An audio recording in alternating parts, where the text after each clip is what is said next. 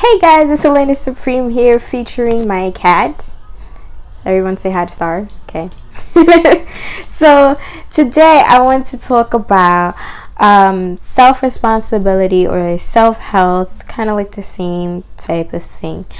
I was reading a book called Woman's Work, and I came across a page where they were talking about basically like self-esteem, self-confidence, self-respect. And I do have a video on self-confidence. I'll put it over here. I appreciated the definitions that was given, and it's very important to have definitions in whatever you're talking about, because in that way you see things very clearly. There's no mystery as into what you're talking about, and it gives you an idea of what you're walking into. A lot of people will say things like, oh, well, you need to have self-respect, where's your confidence, and have no definition for it. That's not sustainable. That doesn't help at all. Just saying, oh, you need to have this, and not knowing how to define it or how to give it to someone or teach them how to give it to themselves. So I'm gonna read straight out of the book. I wrote it down on my piece of paper, but I'm gonna read it for you guys, and then I'm gonna talk about what I think of each definition. Starting with self-confidence. Conviction in one's ability to perform a task, activity. Authority, knowledge, and competence in a given field, expressed without undue arrogance, a we can do it attitude. Next, self-esteem.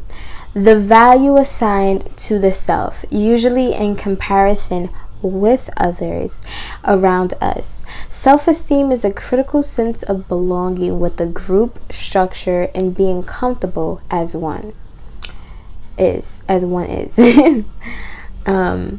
Self-respect. Knowledge of one's internal values, beliefs, and consistencies between the internal paradigm or pattern, I put that in there because I didn't know what that meant, and external words and actions. It is establishing the limits of what will be accepted or not.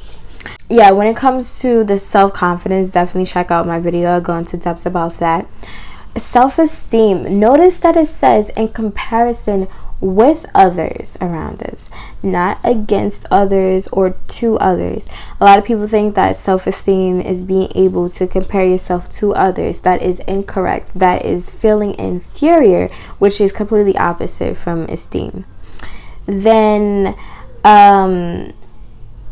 also, the thing about self-esteem that I talk about in self-confidence, which those two things go very hand in hand. Well, all of these go hand in hand. But for this is naming yourself. Naming yourself is a very ancient tradition.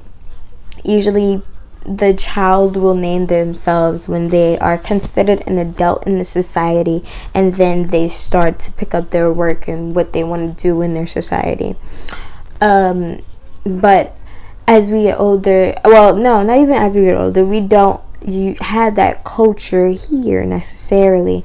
And I'm not saying you have to go and change your government. I mean, what do you call yourself? Whatever you name yourself is your nature. So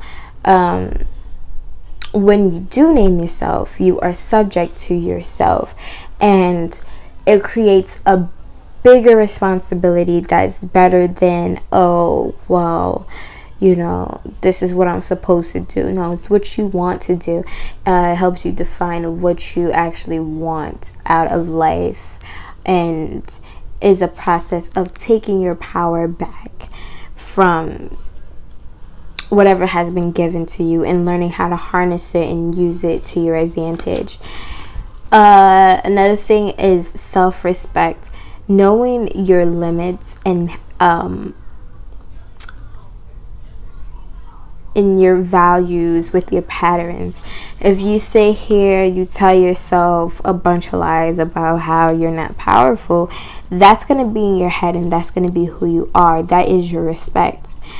But if you tell yourself truth, which is, you know, you have the power to change your destiny, or this life is indeed yours. Your life is indeed what you make it. You'll be strong in whatever you go through. You'll know how to manifest things, just etc. The pleasures of taking your power back. In practicing taking your power back is something else. We have to practice what it's like, especially if we're not used to having power in ourselves and having things like that. We have to practice. It's not something that comes naturally to us if it was never taught. You can only do what you know. Okay, if you don't know it, then you're not going to be able to see it. You can only see what you know. So you can't get mad at people who just don't have that type of common knowledge. They just probably never seen it, you know. So each one teach one makes the world a better place. Okay, and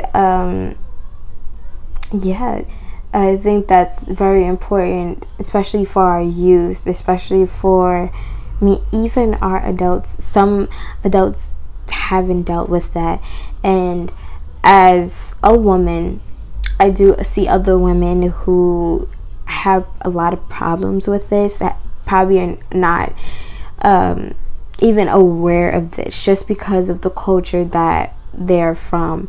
I think it's time for us to, as women, to just give ourselves our own culture, because obviously the men sat here and created this like masculine dominance that we are still trying to wiggle our way out of.